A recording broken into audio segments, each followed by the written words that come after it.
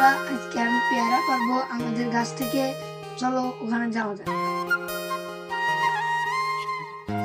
তো আমরা পেয়ারা গাছে চড়তে যাচ্ছি।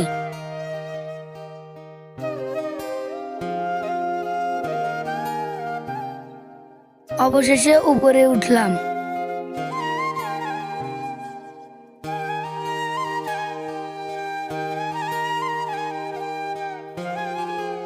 বন্ধুরা, আমরা অবশেষে একটা পেয়ারা খুঁজে পেয়েছি, কিন্তু ওটা আমাদের হাতের নাগালে নেই।